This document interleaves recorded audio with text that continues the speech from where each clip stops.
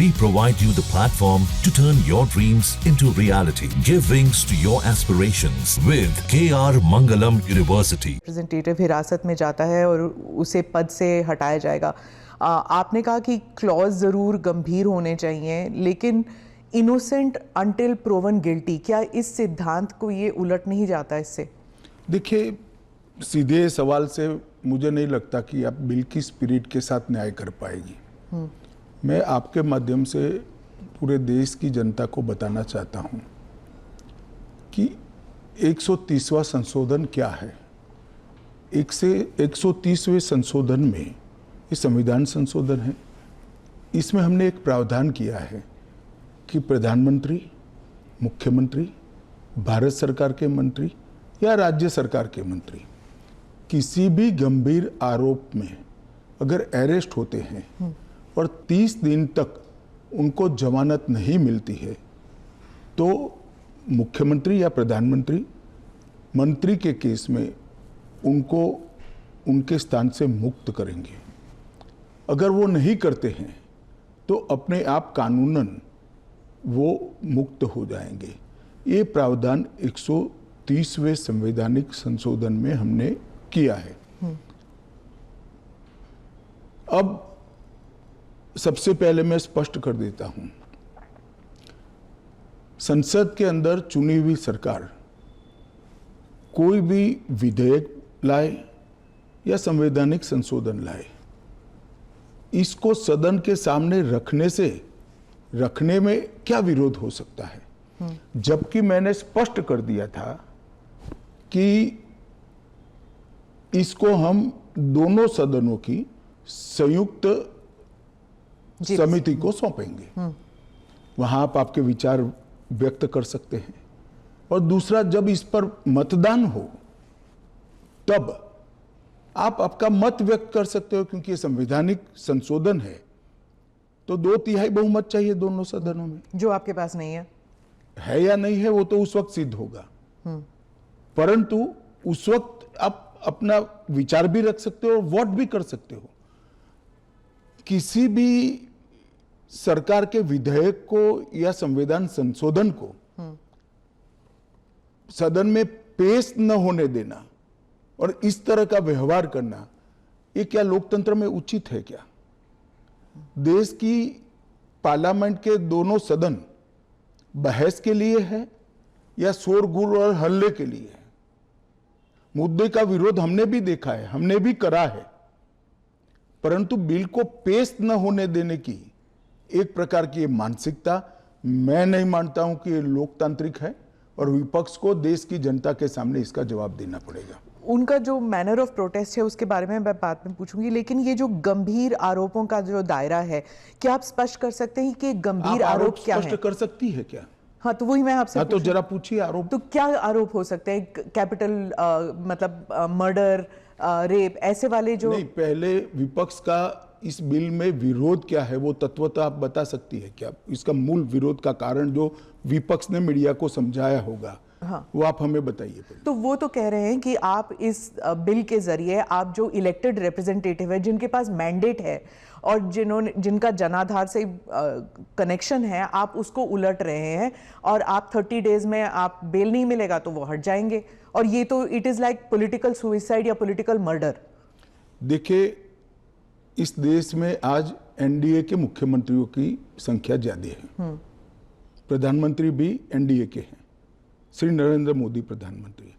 तो ये बिल सिर्फ विपक्ष के लिए क्वेश्चन खड़ा नहीं करता, हमारे मुख्यमंत्रियों के लिए भी क्वेश्चन खड़ा करता है।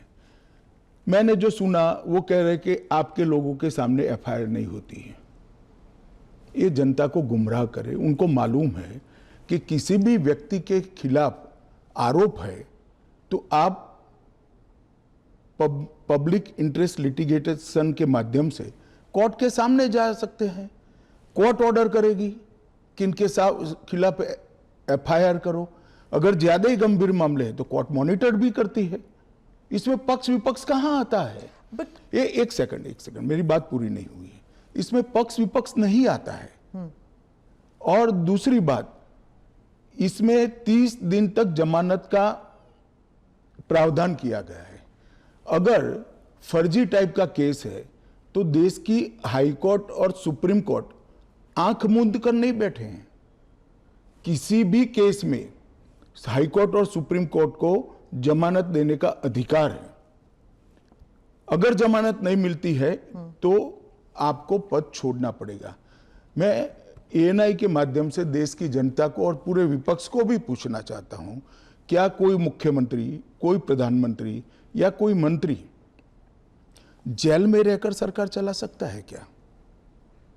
इस देश के लोकतंत्र के लिए शोभा रूप है क्या? और अगर 30 दिन के बाद जमानत मिल जाती है तो वो फिर से शपथ ले सकते हैं। हम multi party parliamentary democratic system में है। जब आपके पास सदन में बहुमत होता है, एक मुख्यमंत्री को किसी भी कारणसर जेल में जाना पड़ा, 30 दिन तक जमानत नहीं हुई, तो अब वो पदमुक्त हो जाएंगे, परंतु उनका बहुमत तो बना रहेगा। जैसे ही मुक्त होंगे वो फिर से मुख्यमंत्री बन सकते हैं। ये जो गंभीर आरोप होते हैं इन लोगों के खिलाफ, वो उनको साबित करने के लिए या उनसे छुटकारा पाने के लिए इतना वक्त लग जाता है। आप जैसे जो डेमोक्रेसीज हैं, बाकी डेमोक्रेसीज हैं, वहाँ पे क्या होता है कि वो हट जाते हैं और फिर वापस आते हैं। यहाँ पे तो जेल में डाल देते हैं। देखिए, जेल में डालने का जो प्रावधान है वो एनडीए सरकार ने नहीं बनाया है, वो सालों से यहाँ चल रहा है। दूसरी बात कि ये जो आपने कहा कि गंभीर आरोप की व्याख्या क्या होगी, तो उसमें हमने व्याख्या कर दी है कि 5 साल से ज्यादा सजा का जहां प्रावधान है वहां पर उनको पद छोड़ना पड़ेगा। कोई छुटपुट आरोप के लिए पद नहीं छोड़ना है, मगर जिन पर करप्शन के आरोप है या 5 साल से ज्यादा सजा के आरोप है, ऐसे मंत्री, मुख्यमंत्री या प्रधानमंत्री जेल में बैठकर सरकार चलाए, ये कितना उचित है? पर दोष के ऊपर कैसे कर सकते हैं? पहले मैं आपको सिद्धि तो हो जाए ना। मैं आपको बताना चाहता हूं, आज भी भारत के जनप्रतिनिधित्व कानून जो है उसके अंदर प्रावधान है कि किसी भी चुने हुए प्रतिनिधि को 2 साल या इससे अधिक समय के लिए सजा होता है तो वो अपने स्थान से मुक्त हो जाएंगे सांसद के रूप में। अब उस पर हाई कोर्ट की अपील बाकी है, इस पर सुप्रीम कोर्ट की अपील बाकी है, मगर एक मॉरल ग्राउंड तय करने के लिए कानून आजादी मिली तब से बना है। इस पर भी आर्गुमेंट होता है कि भाई वो हाई कोर्ट से छूट जाएंगे, वो सुप्रीम कोर्ट से छूट जाएंगे, क्योंकि अपील फाइनल नहीं हुई है। तो जैसे ही छूटते हैं उनकी सदस्यता रिवाइव हो जाती है। कई सारे लोगों की सदस्यता समाप्त हो गई और तुरंत रिवाइव भी हुई, ऊपर से सजा का स्टे मिलने के बाद। पर इस दौरान उनका राजनीतिक कुछ नहीं होता है। होता है ना सर, सत्येंद्र जैन का देख लीजिए, उनके 4 साल कौन लौटाएगा? उनकी जो पॉलिटिकल लाइफ है वो तो खत्म हो गई ना। नहीं, मगर 4 साल तक उनको जमानत नहीं मिला, केस अभी चालू है। हाँ, तो पर उसके बाद सीबीआई का जो रिपोर्ट है वो कोर्ट ने एक्सेप्ट कर लिया ना। आप भयंकर भ्रांति में हो। जिस एफआईआर में वो 4 साल जेल में रहे, वो एफआईआर में क्लोजर रिपोर्ट नहीं भरी गई। क्लोजर रिपोर्ट 2022 के केस में भरी गई।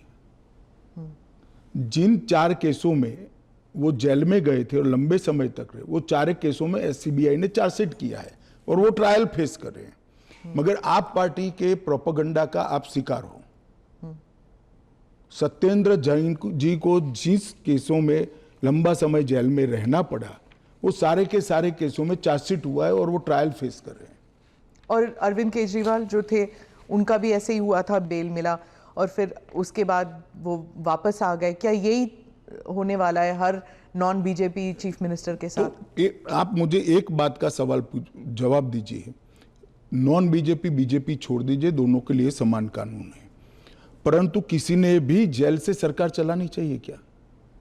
आजादी से अब तक कई सारे नेता जेल में गए, कई सारे मुख्यमंत्री भी गए, मंत्री भी गए, और सबने इस्तीफा देकर जेल में गए। अभी अभी एक ट्रेंड शुरू हुआ कि जेल में जाने के बाद भी इस्तीफा नहीं देना। ढेर सारे ऐसे लोग हैं जिन्होंने इस्तीफा दिया। तमिलनाडु के कुछ मंत्रियों ने नहीं दिया, दिल्ली के मंत्री और मुख्यमंत्री ने नहीं दिया, और सरकार के सचिव, डीजीपी, मुख्य सचिव इनके पास आदेश लेने के लिए जेल में जाएंगे। ये क्या हमारे लोकतंत्र को दुनिया में सम्मान दिलाएगा क्या? ये मुद्दे पर चिंता, चर्चा होनी चाहिए, नहीं होनी चाहिए। और मैं आज जो कांग्रेस पार्टी इसका मुखर कर विरोध कर रही है, वो कांग्रेस पार्टी के एक स्टैंड को ही मैं कह रहा हूं। जब यूपीए की सरकार थी, श्री मनमोहन सिंह जी इनके प्रधानमंत्री थे और लालू प्रसाद यादव जी इनके मिनिस्टर थे। लालू प्रसाद जी को सजा हो गई। मनमोहन सरकार एक ऑर्डिनेंस लेकर आई कि 2 साल की सजा हो तो भी अपील का स्टेज बाकी है तो उनकी सदस्यता नहीं जाती है। यही मॉरल ग्राउंड था जो आप कोट कर रही हो। तो एक ऑर्डिनेंस लेकर आए कि हम इसको बदल दे रहे हैं। ऑर्डिनेंस से बदलने का कैबिनेट ने प्रस्ताव भी किया। यही श्री राहुल गांधी इसको कंप्लीट नॉनसेंस कहकर सार्वजनिक रूप से प्रेस कॉन्फ्रेंस में फाड़े थे ऑर्डिनेंस को। और देश की कैबिनेट ने और देश के प्रधानमंत्री ने जो फैसला लिया था, उनकी पार्टी के ही प्रधानमंत्री ने जो फैसला लिया था, उसका मॉरल ग्राउंड पर उन्होंने मखौल उड़ाया था। और मनमोहन सिंह एक सॉरी फिगर बनकर रह गए थे पूरी विश्व के सामने। आज वही राहुल गांधी बिहार में सरकार बनाने के लिए सजा हो गई, वो लालू प्रसाद जी को गले मिल रहे हैं। ये ड्यूअल स्टैंडर्ड नहीं है क्या? ये शोभा देता है क्या? 3 चीजों से ये सारे आरोप खारिज हो जाते हैं। एक तो प्रधानमंत्री जी ने स्वयं अपने आप को इसमें डाला है। एक जमाने में कांग्रेस 39वां संविधान, प्रधानमंत्री ने डाला है, पहले नहीं थे क्या प्रधानमंत्री? ना, पहले तो प्रोविजन ही नहीं था। तो जब कानून ड्राफ्ट हो रहा था तो उन्होंने खुद डाला अपना? हाँ, खुद डाला है। पहले 39वां जो संशोधन था, इसमें इंदिरा जी उपराष्ट्रपति, राष्ट्रपति के साथ साथ खुद को भी इनके खिलाफ कोई वैधता नहीं रहती है चुनावी मुकदमों का एक संविधान संशोधन लेकर आई थी। वो खैर कांग्रेस पार्टी और श्रीमती इंदिरा गांधी की नैतिकता का सवाल है। नरेंद्र मोदी जी अपने खिलाफ खुद संविधान संशोधन लेकर आए हैं कि प्रधानमंत्री भी जेल में जाएगा तो उसको इस्तीफा दे देना पड़ेगा। पर इससे एक एक्स्ट्रा जुडिशियल पावर कह लीजिए जो भी एक अधिकारी को नहीं मिल जाता कि प्रधानमंत्री से भी ज्यादा सीनियर हो जाता है वो? जी, आप ऐसे बात करिए जिसमें जैसे इस देश में कोई कोर्ट ही नहीं है। पर कोर्ट में डिलेज होते हैं ना सर? ये कानून आने के बाद नहीं होंगे, क्योंकि कोर्ट को तुरंत इंटरवीन करना पड़ेगा। किसी चुने हुए प्रतिनिधि को खारिज करने का प्रावधान हुआ है। मैं तो उल्टा कहता हूं, इससे यस और नो जो होना है वो जल्दी हो जाएगा। तो प्रेशर कोर्ट्स पे होगा डिक्लेयर करने के लिए? प्रेशर होगा ये कहना ठीक नहीं है। हाँ। मगर हमारी कोर्ट भी, पर उसी सुनिए ना, हमारी कोर्ट भी कानून की गंभीरता को समझती है। जब 30 दिन के बाद पद छोड़ना है तो वो उसके पहले इसका फैसला करेगी कि बेल मिलना चाहिए या नहीं मिलना चाहिए। हाईकोर्ट में जब केस गया कि श्री केजरीवाल जेल में है, तब उनको वहां से इस्तीफा देने चाहिए। एक पब्लिक इंटरेस्ट लिटिगेशन फाइल हुआ। हाईकोर्ट ने कहा कि हम सैद्धांतिक रूप से मानते हैं कि इनको छोड़ देना चाहिए मॉरल ग्राउंड पर, परंतु अभी के कानून में कोई प्रावधान नहीं है। चलिए, अब कानून में प्रावधान हो गया।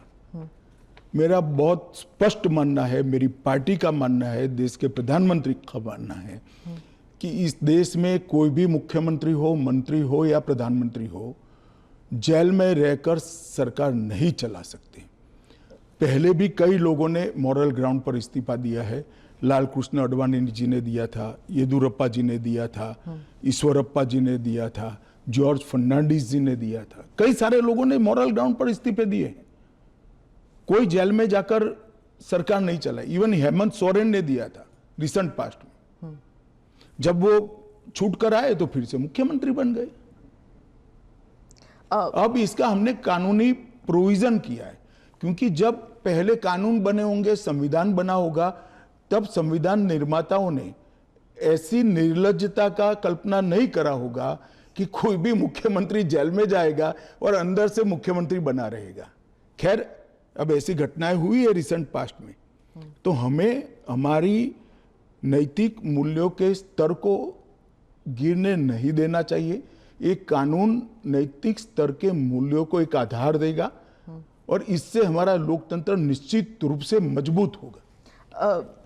गृह मंत्री जी, विपक्ष कह रहा है कि सरकार जो है वो इस तरह के जो सिचुएशन बनाएगी या फिर कोर्ट पर दबाव डालेगी कि 30 दिन में जमानत नहीं मिलेगा। अगर 30 दिन में जमानत नहीं मिल जाता तो फिर the entire thing falls through. देखिए, ये उनका पद से चिपक रहने के लिए एक अलग प्रकार से बनाया हुआ खूबसूरत आर्ग्यूमेंट है।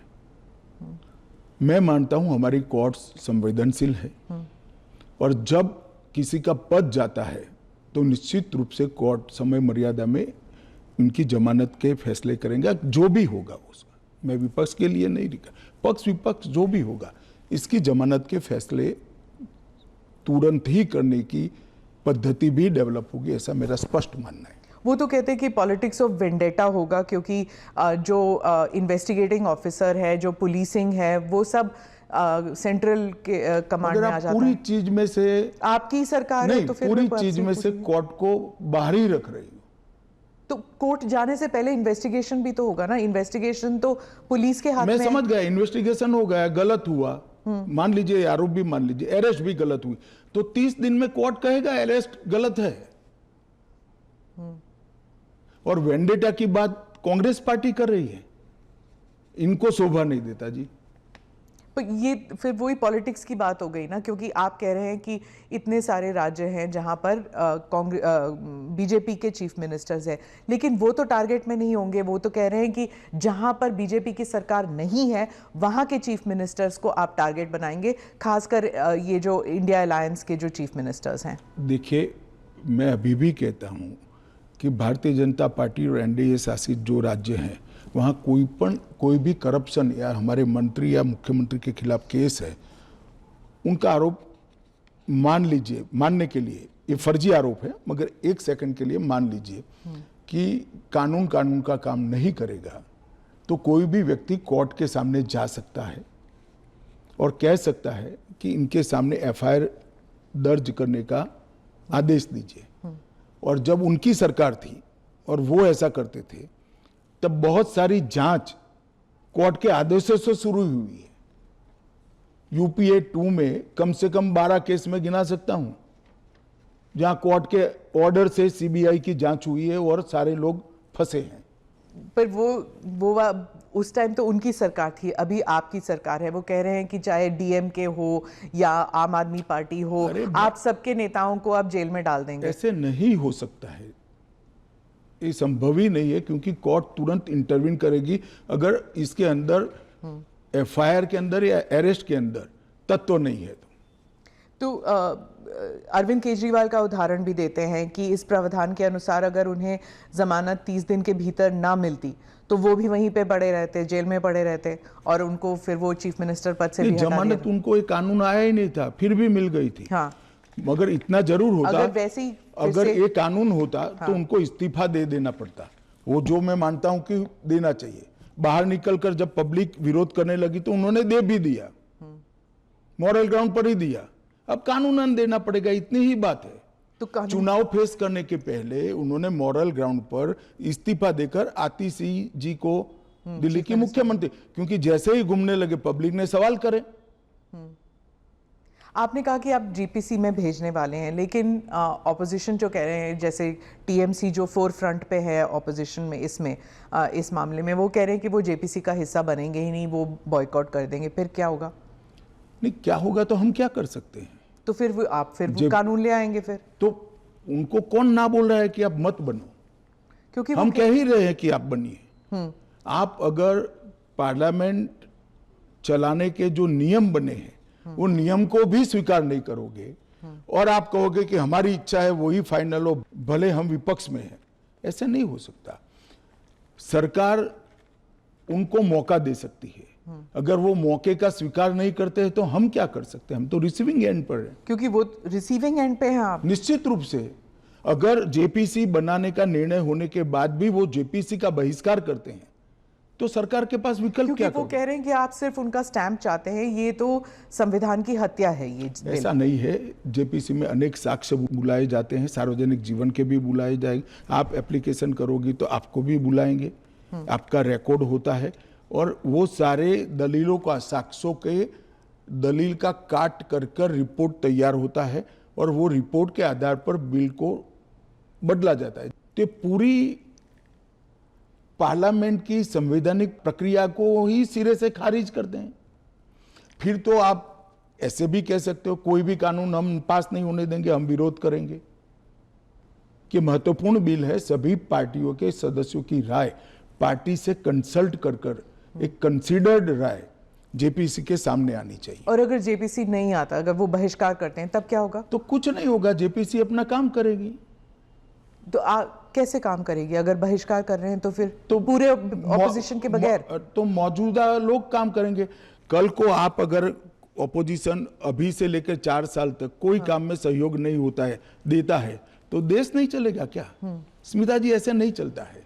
हम इतना ही कर सकते हैं कि उनको बोलने का मौका दे, उनको बात रखने का मौका दे। अगर वो अपनी बात रखना ही नहीं चाहते हैं, अगर बोलना ही नहीं चाहते हैं, तो देश की जनता भी तो देख रही है ना चीजों को।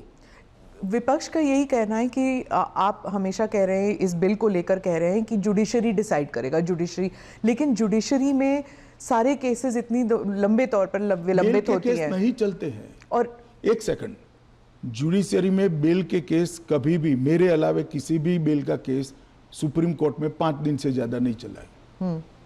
पर ये इरिवर्सिबल हो गया ना, ये जो केसेस हो जाते हैं, अगर उनको पद छोड़ना पड़े तो ये इरिवर्सिबल हो गया ना। जमानत मिलने के बाद वो फिर से ले सकते हैं। हमारा इतना ही है कि जमानत नहीं होती तब तक आप जेल से सरकार नहीं चला सकते।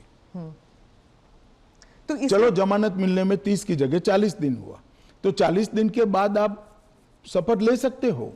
इसमें कोई जुडिशियल प्रोविजंस हैं क्या इस बिल में कि थोड़ा बहुत एटलीस्ट सुरक्षित महसूस करे? यही सबसे बड़ा सुरक्षित महसूस करने का कारण है कि 30 दिन के बाद अगर आप इस्तीफा देते हो, उसके बाद में आपको जमानत मिलती है, जब चार्जशीट हो जाए वगैरह वगैरह, और जमानत अगर मिलती है तो आप शपथ ले सकते हो।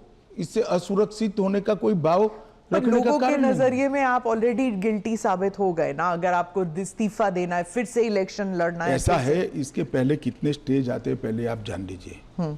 सबसे पहले एफआईआर होती है और सीबीआई है तो पीई होती है, प्रिलिमिनरी इंक्वायरी होती है। एफआईआर होती है, एफआईआर पर आप स्टे ले सकते हो। उसके बाद में आपकी पूछताछ होती है, इस पर भी स्टे ले सकते हो। इसके बाद में आपका समन निकलता है, उसके बारे में भी आप स्टे ले सकते हो, और अरेस्ट पर भी स्टे लेते हो, और अरेस्ट होती है तो फिर जमानत के लिए अप्लाई भी कर सकते हो। ये 5 स्टेज आते हैं, रातों रात कुछ नहीं होता।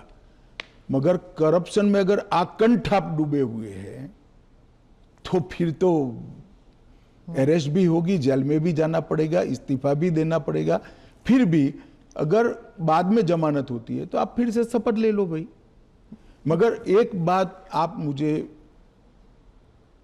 ये बताइए, क्या एज अ सीनियर जर्नलिस्ट आप इस चीज को ठीक मानती है? क्योंकि अभी तो नरेंद्र मोदी जी है तो ऐसा सवाल ही नहीं है, परंतु कभी भी देश का प्रधानमंत्री जेल में जाए तो जेल से देश का प्रधानमंत्री सरकार चलाए, वो ठीक मानती है क्या आप? देश का मुख्यमंत्री जेल में रहकर सरकार चलाए, वो ठीक मानते हैं क्या आप?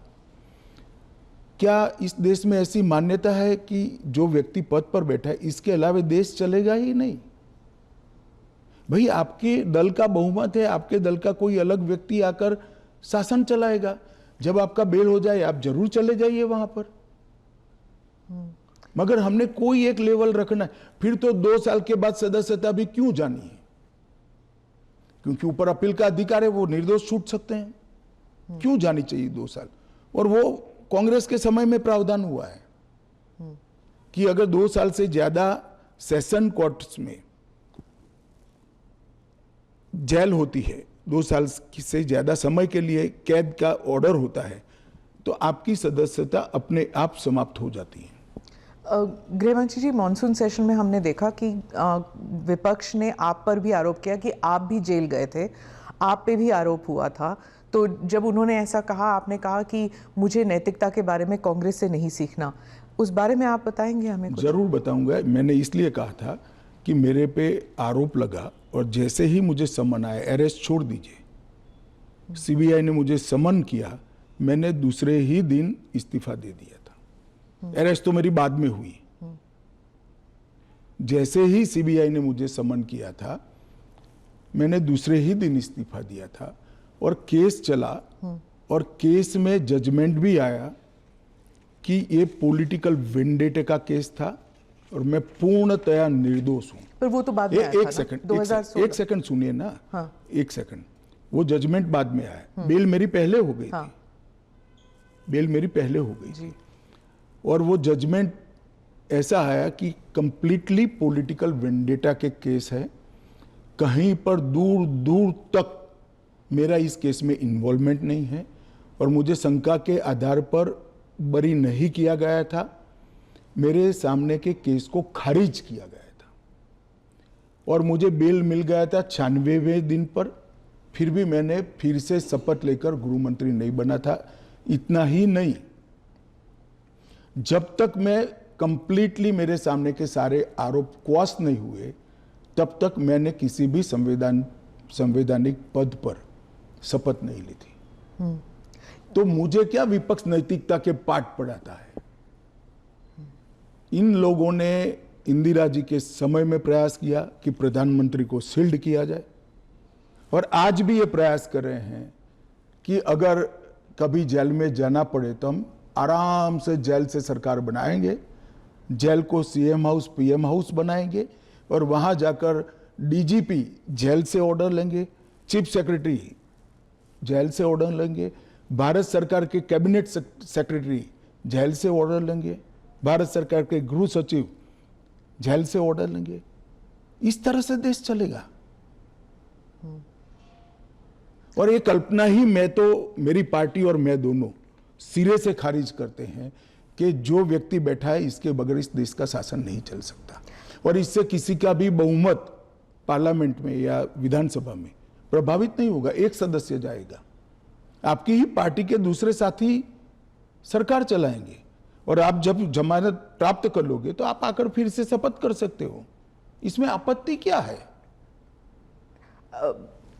अमित शाह जी, आप बार बार जुडिशरी का हवाला देते हैं, लेकिन उस वक्त भी जस्टिस आफ्ताब आलम आपके घर आए थे आपसे सिग्नेचर लेने के लिए कि आप गुजरात से बाहर चले जाएंगे। ना, ऐसा नहीं हुआ है। आफ्ताब आलम साहब कभी मेरे घर पे आए नहीं है, ऐसी जरूरत भी नहीं पड़ी है। इन्होंने यहाँ रविवार के दिन स्पेशल कोर्ट बिठाकर मेरी बेल एप्लीकेशन को सुना और रिजेक्ट किया। ना, रिजेक्ट नहीं किया। इन्होंने कहा कि मुझे लगता है कि अमित शाह गृह मंत्री रहे, वो साक्ष्य को प्रभावित कर। तो मेरी जो वकील थी, इन्होंने कहा कि आपको अगर ये भय है तो जब तक बेल एप्लीकेशन डिसाइड नहीं होता हमारे क्लाइंट गुजरात के बाहर रहेंगे। वो मैंने स्टेटमेंट किया है।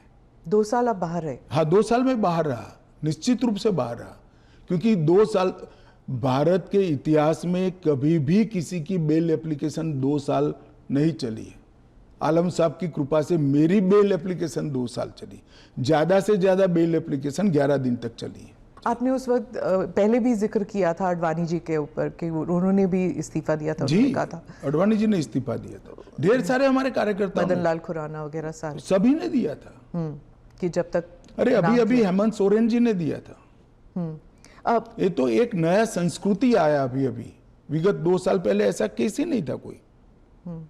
सभी लोगों पर आरोप लगते थे, सब लोग इस्तीफा दे देते थे, बरी होकर राजनीति शुरू करते थे। तमिलनाडु के कुछ मंत्रियों ने इस्तीफा नहीं दिया, दिल्ली के मंत्री और मुख्यमंत्री ने इस्तीफा नहीं।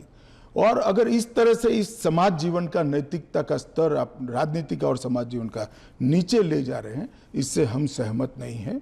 और अगर मैं अब पूछता हूं, आप मुझे पूछ रही हैं, तो लालू जी के वो ऑर्डिनेंस फाड़ने का, लालू जी के बचाने के लिए जो ऑर्डिनेंस मनमोहन सिंह लाए थे, वो ऑर्डिनेंस को फाड़ने का राहुल गांधी का औचित्य क्या था?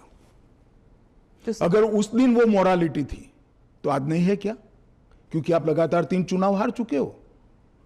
मोरालिटी के स्टैंडर्ड्स चुनाव के जय पराजय के साथ जुड़े नहीं है। मोरालिटी के स्टैंडर्ड सूर्य और चंद्र की तरह हमेशा अपनी जगह पे स्थिर रहने चाहिए। तो क्या आप कह रहे हैं कि राहुल गांधी कॉम्प्रोमाइज हो गए हैं आरजेडी के लिए? नहीं, मुझे कहने की कहां जरूरत है। उनके 2 चीजों को वो कैसे जस्टिफाई करेंगे? मैंने तो आज पूछ लिया, आप इनका इंटरव्यू कर पूछ लो उनको। तो आपके जो एनडीए के जो पार्टीज हैं, क्या वो सब सहमत है इस जी सर, बिल को लेकर? सब चंद्रबाबू नायडू, नीतीश कुमार, सब सहमत है। सब आप पर इस मॉनसून सेशन में वो इतने आगे तो नहीं आए आपको डिफेंड करने के लिए, आप अकेले नजर आए। नहीं, आगे आने का मौका ही नहीं आया, बहस ही नहीं होने दी। जब जेपीसी होगी, जब बहस होगी और फिर पार्लियामेंट में बहस होगी तो सभी दल अपना अपना पक्ष रखेंगे। फिर आप पर पर्सनल अटैक हुआ, माइक हाथ में पकड़ा। देखिए, पार्लियामेंट किस तरह से चलनी चाहिए वो अकेला सत्ता पक्ष तय नहीं कर सकता। किसी भी बिल के लिए या संवैधानिक संशोधन के लिए स्वस्थ बहस का वातावरण अगर विपक्ष नहीं बनाता है तो देश की जनता देख रही है कि पद्धति ठीक है क्या। इस बिल पर जब तय था कि बिल अभी पारित नहीं होना है, जेपीसी में जाना है, मैंने बीच में ही खड़े होकर इसकी घोषणा कर दी थी, तो विपक्ष इस बिल पर अपना विचार रख सकता था या नहीं रख सकता, मुझे जवाब देना पड़ता। फिर तो बिल जाता जेपीसी में, उस दिन पास नहीं होना था। मैंने पहले ही घोषणा कर दी थी कि इस बिल को सरकार ने तय किया है कि ये जेपीसी में जाएगा। दोनों सदन का जेपीसी बनेगा। 21 सदस्य लोकसभा के होंगे, 10 सदस्य राज्यसभा के होंगे, 31 सदस्य प्रोरेटा सभी दलों से आएंगे। क्या ये बिल पास हो जाएगा? मुझे तो विश्वास है हो जाएगा। कांग्रेस पार्टी में ही और विपक्ष में ही कई लोग ऐसे निकलेंगे जो मोरालिटी का सपोर्ट करेंगे, मॉरल ग्राउंड को बनाए रखने के लिए सपोर्ट करेंगे। और फ्रेम है ये जेपीसी के अध्यक्ष जो बनेंगे उस पर निर्भर होगा। वो जब चर्चा समाप्त करेंगे तुरंत हम तो अगले सप्ताह में ले आएंगे। ऑपोजिशन कहती है कि जो पार्लियामेंट के अंदर सीआईएसएफ को लगाया गया है, इसकी वजह से लेजिटिमेट प्रोटेस्ट नहीं हो पा रहे और वो फोर्सिबली लोगों को बाहर किया जाता है जब प्रोटेस्ट करते हैं तो वेल ऑफ द हाउस से। पहली एक बात की स्पष्टता आप समझ लीजिए, पार्लियामेंट के अंदर कोई भी फोर्स पार्लियामेंट की और गृह के अंदर सदन की सुरक्षा में वो स्पीकर के अधीन होती है। इसमें फोर्स का महत्व नहीं होता है। पहले भी दिल्ली पुलिस के जवान थे, अब सीआईएसएफ मार्शल्स थे ना पहले। तो वही मार्शल्स होते हैं, आज भी मार्शल्स ही है। वो जैसे ही संसद की सुरक्षा विंग में आते हैं वो सीआईएसएफ या दिल्ली पुलिस के जवान नहीं रहते, वो मार्शल माने जाते हैं और वो स्पीकर के तहत होते हैं। मार्शल सदन के अंदर तभी प्रवेश करते हैं जब स्पीकर उनको ऑर्डर करे। एक बात, ये जो बदलाव हुआ है वो एक बड़ी दुर्घटना हुई थी। कुछ वामपंथी लोगों ने संसद के अंदर स्प्रे किया था, कलर स्प्रे किया था। उस वक्त लोकसभा स्पीकर ने एक कमेटी बनाई और वो कमेटी में गृह सचिव भी थे, लोकसभा के सेक्रेटरी जनरल थे, राज्यसभा के सेक्रेटरी जनरल थे और कई लोग थे। उन्होंने मिलकर ये तय किया कि किसी न किसी एक सीएपीएफ में स्पेशल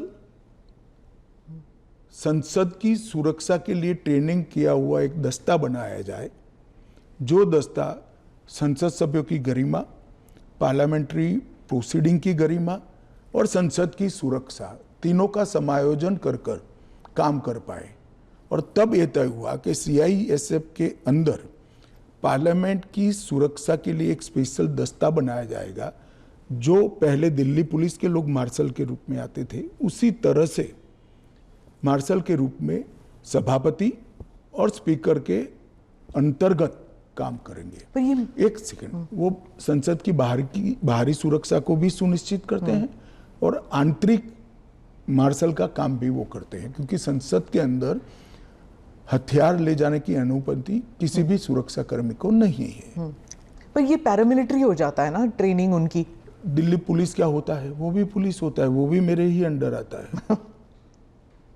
इनको बहाना चाहिए और वो एक प्रकार की भ्रांति जनता में खड़ी करना चाहते हैं, मगर वो निश्चित रूप से सफल नहीं होंगे, क्योंकि जनता से सीधा इंटरेक्शन उनसे कई गुना ज्यादा हमारा है। हम जनता से बात करते हैं, ऐसे ही आकर यहां नहीं बैठ गए हैं। मगर 3 चुनाव हारने के बाद मुझे लगता है फ्रस्ट्रेशन का जो लेवल है, वो सामान्य विचार विवेक जो होता है वो गवा बैठा है। पर वो राहुल गांधी कहते हैं कि लोगों के बीच तो वो जाते हैं, ट्रक ड्राइवर के बीच जाते हैं, खेतों में वो चाह रहे हैं, आप लोग तो नहीं जाते हैं। ऐसा है कि मैनेज कर कार्यक्रम करना और जनसंपर्क करना, दोनों के बीच में बड़ा फर्क है। जब बिल्स की बात हो रही है और पारदर्शिता की बात हो रही है, तो मैं वाइस प्रेसिडेंट इलेक्शन पर आऊंगी, पर उससे पहले पूछूंगी कि धनखड़ साहब के साथ क्या हुआ था। उन्होंने आपने प्रेशर डाला था उन पर रेजिग्नेशन नहीं, के लिए? मुझे लगता है ANI ने रिसर्च विंग बंद कर दिया है।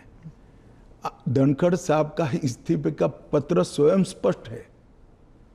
इन्होंने अपने आरोग्य का हवाला देते हुए इस्तीफा दिया है, स्वास्थ्य का हवाला देते हुए, और उन्होंने सरकार के मंत्री, प्रधानमंत्री और सभी सदस्यों का हृदय से उनके अच्छे कार्यकाल के लिए धन्यवाद किया है।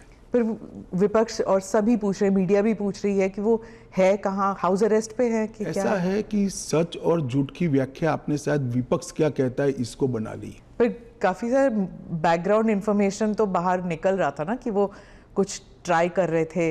ये भी बात निकल रही है कि शायद कू कर रहे थे। कौन? धनखड़ जी? नहीं, ऐसी कोई बात नहीं है जी। इसमें बात का बतंकड़ नहीं बनाना चाहिए। धनखड़ जी संवैधानिक पद पर बैठे, अपने कार्यकाल में उन्होंने संविधान के हिसाब से अच्छा काम किया जी। इनकी निजी स्वास्थ्य की समस्या के कारण इन्होंने इस्तीफा दिया है। हाँ। इसको ज्यादा खींचकर कुछ ढूंढने का प्रयास नहीं करना चाहिए। देखिए, देश में बहुत सारी पॉजिटिव स्टोरीज हैं, हमेशा इस तरह की स्टोरी के पीछे नहीं लगना चाहिए। जो एनडीए के जो वाइस प्रेसिडेंट कैंडिडेट है, कहा जाता है कि आपने उन्हें इसलिए पिक किया क्योंकि बीजेपी जो है अब तमिलनाडु में अपना खाता खोलना चाहती है, इसलिए? नहीं, ऐसा नहीं है। हम पहले भी तमिलनाडु में साथियों के साथ चुनाव लड़े हैं, हमारी यहाँ बहुत सारी सीटें भी आई है, ऐसा नहीं है। कहीं से भी पिक करोगे तो ऐसे कारण बनाकर पूछा जाएगा। उपराष्ट्रपति का प्रत्याशी दक्षिण से आना इसलिए स्वाभाविक है क्योंकि पूर्व से राष्ट्रपति थी, पश्चिम और उत्तर से प्रधानमंत्री जी थे, तो दक्षिण से आना बड़ा स्वाभाविक है। अब आए हैं, इसको इस दृष्टि से नहीं देखना चाहिए। श्री राधाकृष्णन जिनका बहुत लंबा राजनीतिक जीवन रहा है, वो 2 बार संसद के सदस्य रहे, हमारी पार्टी के अध्यक्ष रहे, झारखंड के गवर्नर रहे, तेलंगाना के गवर्नर रहे, पांडिचेरी के गवर्नर रहे, मुंबई के गवर्नर है, और सार्वजनिक जीवन में एक साफ सुथरा उनका जीवन है और एक बेहद मैच्योर राजनीतिज्ञ है। तो कई सारे एक्सपर्ट्स कह रहे हैं कि उनका चुनाव ये भी है कि वो आरएसएस के साथ उनका कनेक्शन है, इसीलिए ये तो ढेर सारे लोग, प्रधानमंत्री जी स्वयं का आरएसएस के साथ कनेक्शन है। धनखड़ जी का नहीं था ना? सुनिए ना, मेरा भी है। तो हम लोगों का चयन देश ने इसलिए किया है कि हम आरएसएस से। आरएसएस के साथ कनेक्शन होना कोई माइनस पॉइंट है क्या? आप बताइए। जरा भी नहीं है। अटल बिहारी वाजपेयी जी भी आरएसएस से कनेक्टेड थे, श्री अडवाणी जी भी आरएसएस से कनेक्टेड थे, मोदी जी भी है, मैं भी हूँ, राधाकृष्णन जी भी है। और जो इंडिया अलायंस के जो कैंडिडेट है, उनके बारे में आपने कहा कि उन्होंने एक समय था जब उन्होंने मेरे कहने से क्या होता है, वो तो सुप्रीम कोर्ट का रिकॉर्ड है। सलवा जुडम को इन्होंने खारिज कर दिया। आदिवासियों का आत्मरक्षा का जो अधिकार था उसको उन्होंने समाप्त कर दिया। इसके कारण इस देश में नक्सलवाद 2 दशक ज्यादा चला है।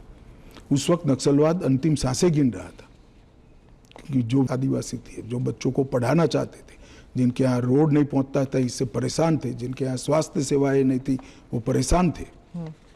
उन्होंने खुद की रक्षा के लिए सलवा जुडम बनाया था। इसको सुप्रीम कोर्ट ने खारिज कर दिया। ये तो सुप्रीम कोर्ट का रिकॉर्ड है, इनका जजमेंट है। तो और इसके बाद जो स्कूल तबाह हो गए थे नक्सलियों के कारण, वो स्कूलों में सीआरपीएफ और सुरक्षा बल बैठे थे, रातों रात एक ऑर्डर करके सबको बाहर कर दिया। कई जगह हमले हुए सुरक्षा बलों पर। ये दोनों जजमेंट, इसका जवाब श्री सुदर्शन रेड्डी से ज्यादा राहुल गांधी ने देना चाहिए कि उन्होंने क्यों पिक किया। जी, मैं तो मानता हूं यही क्राइटेरिया रहा होगा। नक्सल को सपोर्ट करने के लिए नहीं, वामपंथी विचारधारा, और ये जजमेंट से निश्चित रूप से नक्सल प्रोटेक्ट हुए हैं। तो क्या वाइस प्रेसिडेंट इलेक्शन भी अब it will be polarising factor? Polarisation क्या है? जब आप इतना बड़ा आरोप लगा रहे हैं कि और पोलराइजेशन अगर होगा भी तो किस मुद्दे पर होगा? देश की सुरक्षा के मुद्दे पर होगा। मैं मानता हूं देश की सुरक्षा पर सांसदों ने विचार करना चाहिए या नहीं करना चाहिए। ANI के साथ बात करने के लिए धन्यवाद। आपका धन्यवाद।